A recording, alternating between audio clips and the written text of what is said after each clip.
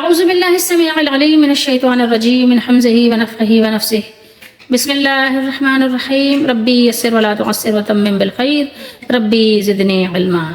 الف لام را تلك آيات الكتاب الحكيم. أكان للناس عجبا أن أوحينا إلى رجل منهم أن أنذر الناس وبشر الذين آمنوا أن لهم قدم صدق عند ربهم. قال الكافرون ان هذا لساحر مبین. یہ دو آیات مبارکہ ہیں سورہ یونس اور 11واں سپارہ ہے. الف لام را یہ حکمت والی کتاب کی آیتیں ہیں. کیا لوگوں کے لیے یہ تعجب ہے؟ تعجب کیا ہے؟ تعجب کی بات ہے. یہ کوئی تعجب کرنے کی بات ہے؟ کوئی موقع محل ہے؟ کیا لوگوں کے لیے یہ تعجب کی بات ہے کہ ہم نے ان میں سے ایک آدمی کی طرف وحی بھیجی ہے؟ یعنی ایک شخصیت کو اللہ تعالیٰ نے منتخب کیا، انتخاب کیا، اور ان کو اللہ تعالیٰ نے اپنی رحمت سے نبی مبعوث کیا، نبی بنایا اور مبعوث کیا. ٹھیک ہے، عرب کی قوم کی طرف ایک آدمی کی طرف وحی بھیجی کہ آپ لوگوں کو ڈرائیں. انذر الناس، لوگوں کو ڈرائیں اور ان لوگوں کو خوشخبری دیں جو ایمان لائے. یعنی آپ بشیر بھی ہیں اور نذیر بھی ہیں. بے شک انا، بے شک یقینی بات ہے کہ ان کے لیے ان کے رب کے یہاں سچائی کا مرتبہ ہے. صدق عند ربہم، وہ مقام و مرتبہ بہت ہی بہترین ہے. کافروں نے کہا بے شک یہ تو یقیناً صاف جادوگر ہے. نعوذ باللہ.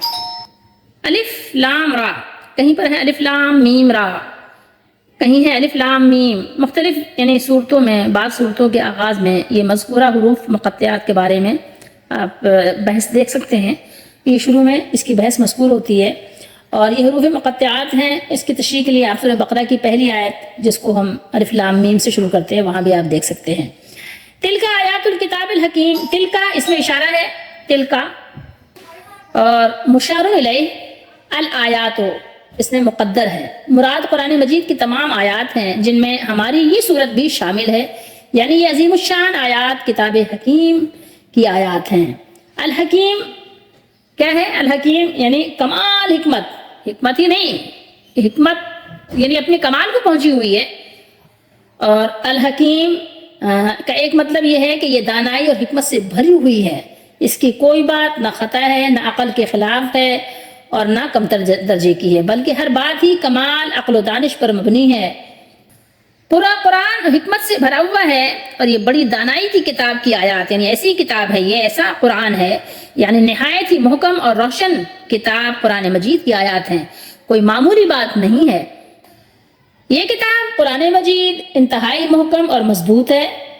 اس کی آیات میں کوئی باہمی اختلاف بھی نہیں ہے، نہ ہی اس کے حلال و حرام اور حدود و احکام کبھی منسوخ ہوں گے. یعنی حکیم بمعنی محکم بھی ہے. عجب آپ اردو میں بھی کہتے ہیں نا تعجب کو، عجبن، یہ اردو میں بہت زیادہ استعمال ہوتا ہے. اکان للناس عجبن، کیا لوگوں کو تعجب ہوا؟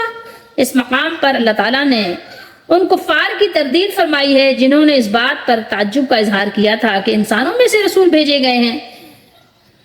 کیسے عجب لوگ ہیں؟ تعجب تو ان کے اس کہنے پر ہے کہ آدمی یعنی انسان ہماری نصیحت کریں گے. جیسے کہ سورہ تغابن میں اللہ تعالیٰ نے ارشاد فرمایا ان کے اقوال کہ ابشر یہدوننا، کیا آدمی ہمارے ہادی بنتے ہیں، یہ لوگ ہم کو ہدایت دیں گے؟ تو ان کے اس کہنے پر تعجب ہے. اس میں تعجب کی کیا بات ہے؟ آخر سوچے تو صحیح کہ اس میں تعجب اور حیرت کی کون سی بات ہے کہ انسانوں کو اللہ تعالیٰ کے عذاب سے ڈرانے اور ان کی کامیابی اور فلاح اور سعادت کی راہ دکھانے کے لیے خود انہی میں سے ایک بشر کو رسول بنا کر بھیج دیا گیا. تعجب کی بات تو تب ہوتی کہ ان کا رب ان کی ہدایت کو کوئی سامان نہ کرتا یا ان میں کسی جن یا فرشتے کو رسول بنا کر بھیج دیتا، کیونکہ فرشتہ یا جن انسانوں کے لیے رہنمائے عمل بن ہی نہیں سکتے. تو اس لیے تعجب اس وقت ہو سکتا تھا، لیکن ایسے میں تو کوئی تعجب کی بات ہی نہیں کہ اللہ تعالیٰ نے انسانوں کی رہنمائی، انسانوں کی ہدایت کے لیے انسانوں ہی میں سے رسول منتخب فرمائے. تو اس میں بھلا تعجب کی کیا بات ہے؟ کفار و مشرکین قرآن کریم پر طرح طرح کے اعتراض کیا کرتے تھے. آپ کو معلوم ہے، قرآن پڑھیں گے تو آپ کو خود ہی پتہ چل جائے گا کہ ان کے اعتراضات کس کس طرح سے فضول قسم کے ہوتے تھے. اب ان بیچاروں کے پاس عقل تو تھی نہیں، نہ سمجھ تھی، نہ علم تھا. ایک ضد تھی، ایک بس ہٹ دھرمی تھی، اور اسی یعنی کہنا چاہیے اپنی کم فہمی کی وجہ سے اور علم کی نارسائی کی وجہ سے وہ طرح طرح کے شبہ کا، غلط فہمیوں کا شکار تھے. تو اللہ تعالیٰ نے اس سورہ مبارکہ کی ابتدا ہی میں ان کی غلط فہمی کا ازالہ فرما دیا کہ یہ کتاب جس کی تعلیمات پر تم اعتراض کرتے ہو، جس کے بتائے ہوئے اصولوں کو ماننے سے تم انکار کرتے ہو، یہ تو پراز حکمت کتاب ہے، حکمت سے بھرپور ہے۔ اس کے بیان کردہ عقائد، اس کے بتائے ہوئے معاشی اخلاقی اصول، اس میں مذکورہ واقعات و قصص اور مستقبل کے متعلق اس کی ساری پیشین گوئیاں سبھی تو اپنی اپنی جگہ مستحکم ہیں، سبھی تو کوئی ایک چیز میں بھی تو کوئی شبہ، کوئی تردد نہیں ہے، اور ہر طرح کے یہ شک و شبے سے پاک اور بالا تر ہیں۔ عظمت و شان کی طرف اشارہ کرنے کے لیے اللہ تعالیٰ نے یہاں پر تل کا بھی استعمال کیا، جس کو آپ کہیں کہ کہا جاتا ہے، جو ہم گرامر میں پڑھتے ہیں، اس میں اشارہ بعید استعمال کیا ہے۔ اور قرآن کریم کے متعلق ان کی غلط فہمی دور کرنے کے بعد پھر اللہ تعالیٰ نے صاحب قرآن کے بارے میں ان کے شبے کا ازالہ کیا۔ انہیں یہ بات سمجھ نہیں آتی تھی کہ ایک انسان کس طرح اللہ تعالیٰ کے یعنی نبی اور رسول ہونے کا دعویٰ کر سکتا ہے، کیسے ممکن ہے۔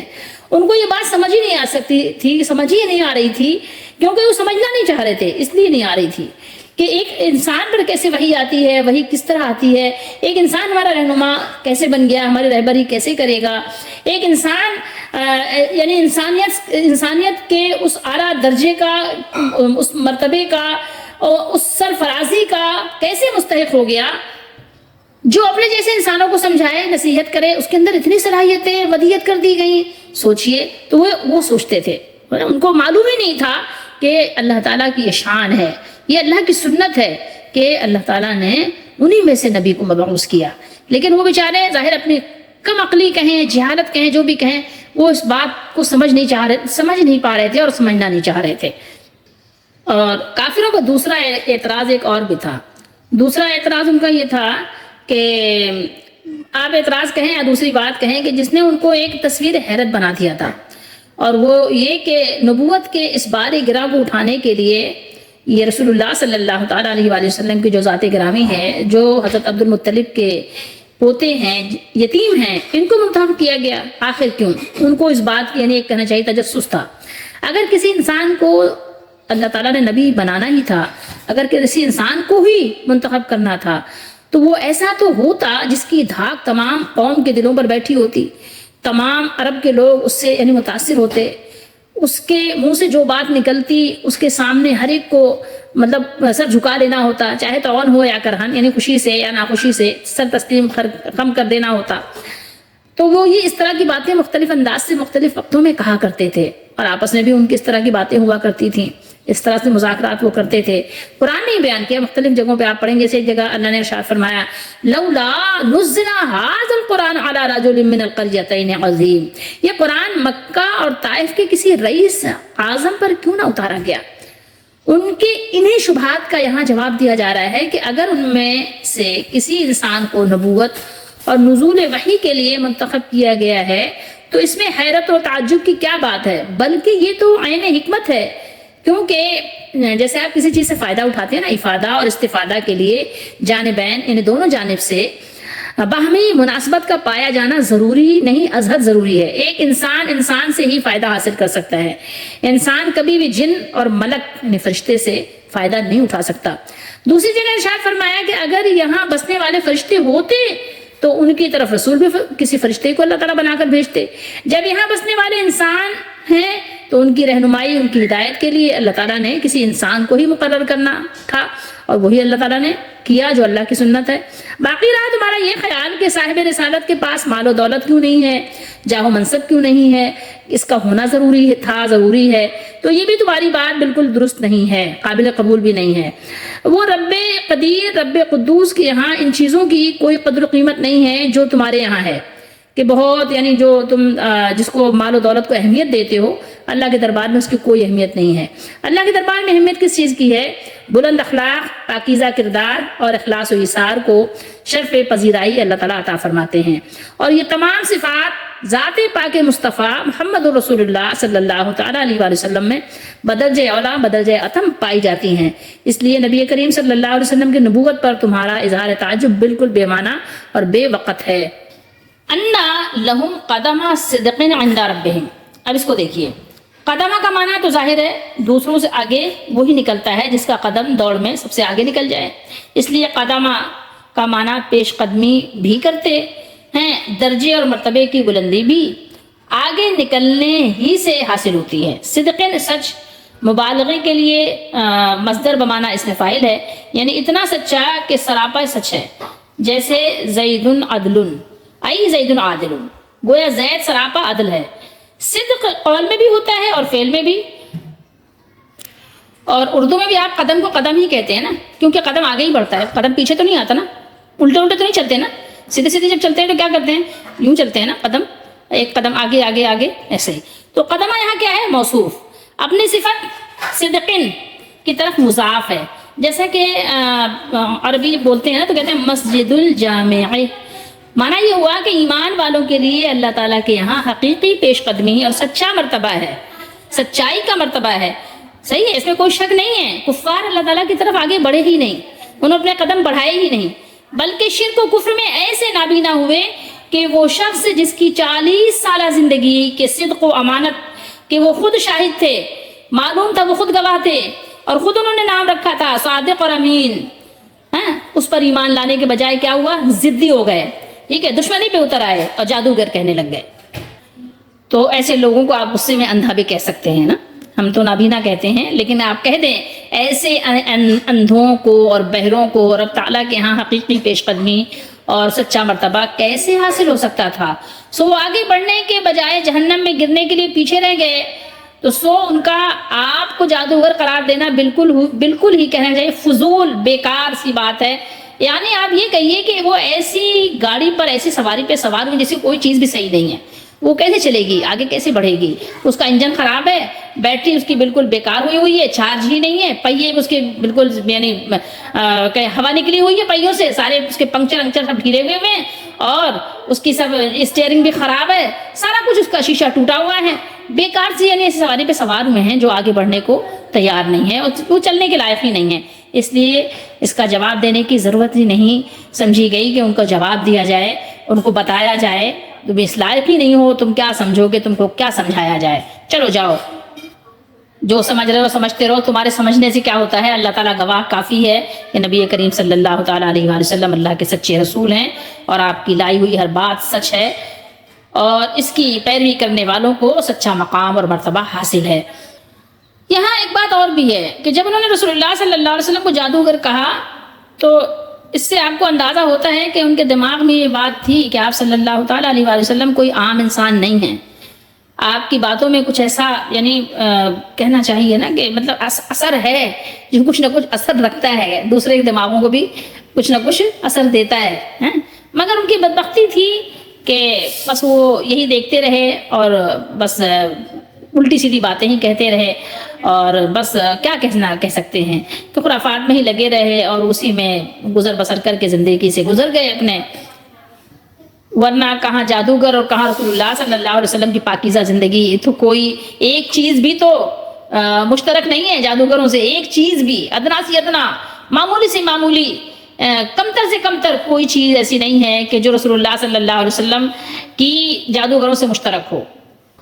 انذر الناس، یہاں پر نبی کریم صلی اللہ تعالیٰ علیہ وآلہ وسلم کی دعوت کا خلاصہ بیان کیا جا رہا ہے کہ نبی کریم صلی اللہ علیہ وسلم کا کام یہ ہے کہ عام لوگوں کو ان کی غفلت والی جو زندگی ہے، ان کی بدعمالیوں اور مشرکین و کفار کو ان کے عقائد باطلہ کے ہولناک انجام سے ڈرائیں، ان کو آگاہ کریں، ان کو ڈرائیں، خوفزدہ کریں کہ ان کو خوف ہو اپنی آگے والی زندگی کے بارے میں اپنے عمل کو دیکھ کر، تو اسی وجہ سے اسی طرح سے تو وہ تائب ہوں گے، توبہ کریں گے، ایمان لائیں گے، تاکہ وہ بر وقت اپنے اصلاح کی طرف متوجہ ہو جائیں، اور اہل ایمان کو یہ بشارت سنائیں کہ تمہاری محنت ٹھکانے لگ جائے گی، تمہاری محنت ٹھکانے لگے گی، کیونکہ اللہ تعالیٰ کسی کی نیکی کو ضائع نہیں کرتے، اور تمہاری نیکیاں قبول ہوں گی، بار آور ہوں گی، اور تمہیں اللہ تعالیٰ کے دربار میں رسائی حاصل ہوگی، اللہ کے دربار میں بڑے یعنی اونچے بلند مقام پر تم کو فائز کیا جائے گا۔ اب آپ یہاں پر اپنے لیے کچھ سبق دیکھیے ان دو آیات میں، اور سبق بہت ہیں، اس کو جب آپ بار بار پڑھیں گے تو یہ قرآن آپ کو ایسی کتاب ہے نا کہ تعجب میں ڈال دے گی، کیونکہ یہ مالک کی کتاب ہے، آپ کو ہر دفعہ اپنے لیے ایک نئی بات، ایک نیا سبق ملے گا اس میں۔ آپ کو سیکھنے کے لیے ہر دفعہ، آپ کو تازہ دم کرنے کے لیے ہر دفعہ آپ کو کچھ نہ کچھ نیا ملے گا، کچھ نہ کچھ نئی روشنی، ایک نیا انداز ہوگا اس کلام کا۔ یہ ایک معجزانہ حکیمانہ انداز آپ کو ہر جگہ نظر آئے گا۔ تو اب یہاں پر ایک سبق یہ دیکھیے کہ آپ کو جنت کے درجات عالیہ چاہیے، اگر وہ چاہتے ہیں اور اس کے حصول کی واقعی آپ کے اندر سچی لگن ہے، سچائی کے ساتھ، اخلاص کے ساتھ اگر آپ کو حاصل کرنے کی وہ لگن، وہ شوق، وہ ذوق ہے، تو آپ کو وہ کیسے حاصل ہوگا؟ یہ درجات عالیہ صرف صدق و سچائی اور اخلاص ہی کے ذریعے حاصل ہو سکتے ہیں۔ آپ اگر زبانی جمع خرچ کریں، خیالی پلاؤ پکائیں، صرف زبان سے کلمہ ایمان پڑھ لینا اور صرف زبانی بس باتیں کر لینا اور عمل کی دنیا میں خالی رہنا آپ کو جنت تک نہیں پہنچائے گا۔ جب تک دل اور زبان دونوں سے سچائی کے ساتھ ایمان اختیار نہیں کر لیا جائے گا، جب تک کہ آپ کو یہ نعمت لازوال حاصل نہیں ہوگی، جس کا لازمی نتیجہ اعمال صالحہ کی پابندی اور برے اعمال سے پرہیز کرنا ہوگا۔ اگر یہ چیز نہیں ہوگی تو وہ بھی نہیں ہوگی۔ اور ویسے بھی آپ دنیا میں بھی دیکھتے ہیں کہ آپ کی ترقی جو ہے وہ آپ کی کوشش پر منحصر ہے، اکثر تو یہی ہے نا، اور حکم اکثر پہ ہی لگتا ہے نا۔ کیا کس پہ حکم لگاتے ہیں آپ کو خود پتہ ہے کہ آپ دیکھیں کہ آپ کی ترقی کا ذریعہ کیا ہے؟ آپ کا قدم ہے۔ اس لیے جیسے یہاں پر بھی بیان کر دیا مجازن کہ بلند مرتبہ کو قدمہ بیان کر دیا اللہ تعالیٰ نے، اور آپ خود غور کر لیں، آپ کو اندازہ ہوگا کہ یہ بلند مرتبہ جو مسلمانوں کو، مومنوں کو رسول اللہ صلی اللہ علیہ وسلم کے طریقے پہ صدق دل سے چلنے والوں کو ملنے والا ہے، وہ حق اور یقینی بھی ہے اور قائم اور باقی رہنے والا لازوال بھی ہے۔ اب ذرا آپ غور کیجیے، دنیا کے معاملات میں دنیا کے بھی منصب تو ہے نا، دنیا کے بھی عہدے تو ہیں نا، لیکن یہ جو ملنے والا آپ کو ہے نا، یہ دنیا کے منصبوں اور عہدوں کی طرح نہیں ہے کہ کسی عمل کے نتیجے میں اول تو ان کا حاصل ہونا ہی یقینی نہیں ہے۔ کبھی آپ بہت پڑھتے ہیں لیکن کیا ہے، پڑھتے پڑھتے مر جاتے ہیں، ٹھیک ہے، ڈاکٹر کی ڈگری لینے سے پہلے ہی موت آ جاتی ہے، کبھی ایسا بھی ہوتا ہے نا۔ کبھی آپ کو وہ ڈگری مل تو گئی، کسی بھی عہدے کی یعنی سرٹیفکیٹ آپ نے حاصل تو کر لیا، لیکن کیا ہوتا ہے، کوئی بیماری لاحق ہو جاتی ہے۔ بہت سارے مراحل ایسے ہیں کہ آپ کو وہ چیز حاصل ہو جائے یہ یقینی نہیں ہے۔ آپ اپنے بیٹے کو بہت پڑھاتے ہیں، لیکن جو آپ دیکھنا چاہتے ہیں کہ جس عہدے پر یہ فائز ہو، آپ فائز ہوتا نہیں دیکھ پاتے۔ تو اول بات تو دنیا کے جتنے بھی معاملات ہیں یہ یقینی نہیں، اور اگر یہ حاصل بھی ہو جائیں، مل بھی جائیں، بہت سے لوگوں جیسے ملتے ہیں، ان کی کوشش ٹھکانے لگتی ہے، مل جاتے ہیں، تو ان کا باقی رہنا بھی یقینی نہیں ہو سکتا، بلکہ اس کا فانی اور زائل ہونا یقینی ہے کہ فنا ہو جائے گا۔ ریٹائر ہو جاتے ہیں نا، ریٹائرمنٹ کا وقت آ جاتا ہے نا، یہ تو پتہ ہے نا، تو کیا ہو گیا، عہدہ چلا گیا نا، زائل ہو گیا۔ تو یعنی ریٹائر ہونا زندگی رہی تو یہ لازمی ہے، یقینی ہے، کبھی تو زندگی ہی میں زائل ہو جاتا ہے، اور موت کے وقت تو دنیا کے ہر منصب، عہدے اور دولت اور نعمت سے انسان خالی ہاتھ ہو جاتا ہے۔ آپ دیکھیں نا کتنے لوگ ہوتے ہیں، ہم یہاں جا رہے ہیں، ہم وہاں جا رہے ہیں، واپس ہی نہیں آتے۔ سمجھ رہے ہیں بات کو کہ کتنے لوگ ایسے ہیں جن کو ریٹائرمنٹ کا موقع ہی نہیں ملتا، اس سے پہلے 40 سال میں، 45 سال میں، 50 سال میں نکل جاتے ہیں، کسی حادثے کا شکار ہو جاتے ہیں، کسی بیماری کا شکار ہو جاتے ہیں۔ اور یہاں جو اللہ نے بیان کیا ہے، یہاں یہ اس کا یقینی ہونا بھی شامل ہے اور کامل و مکمل و لازوال ہونا بھی۔ سمجھ رہے ہیں بات کو؟ جملہ سمجھیے کہ ایمان والوں کو یہ خوشخبری سنا دیجئے کہ ان کے لیے ان کے رب کے پاس بڑا درجہ ہے اور یقینی ہے اور لازوال ہے، ملے گا، یہ دولت ان کو حاصل ہوگی۔ اگر شرط یہ ہے، شرط پوری کریں گے وہ، تو وہ جب اگر ان کی شرط پوری ہوگی تو اللہ تعالیٰ کا بھی جو وعدہ ہے وہ پورا ہوگا، کیونکہ اللہ تعالیٰ وعدے کے خلاف نہیں کرتے۔ تو اس میں غور کریں، آپ قرآن کی آیات میں غور کریں، آپ کو بہت کچھ ملے گا اور پھر آپ کا ذوق بھی بڑھے گا۔ اللہ تعالیٰ سے دعا کریں کہ اللہ تعالیٰ ہم سب کو بھی اپنے خوف سے، اللہ تعالیٰ ہم سب کو اپنے عذاب کے خوف سے خوف رکھنے کی توفیق دے، ہمیں جہنم سے اللہ تعالیٰ بچا لیں، اور ہمیں یہ بشارتیں نصیب ہوں کہ ہم بھی جنت والے ہو جائیں، اللہ کی نعمتوں والے ہو جائیں۔ اور بے شک توفیق اسے ملتی ہے جو کوشش کرتے ہیں، وہ اپنی منزل کو پا لیتے ہیں۔ اللہ تعالیٰ ہم سب کو بھی وہ منازل عطا فرمائیں جو اللہ تعالیٰ نے مومنین صادقین کے لیے رکھا ہے، اور اللہ تعالیٰ سے دعا کرتے رہیں، اور انشاءاللہ اس کی امید رکھیں، کیونکہ اس نے فرمایا ہے مجھ سے مانگو میں دوں گا۔ اللہ تعالیٰ نے توفیق دیں۔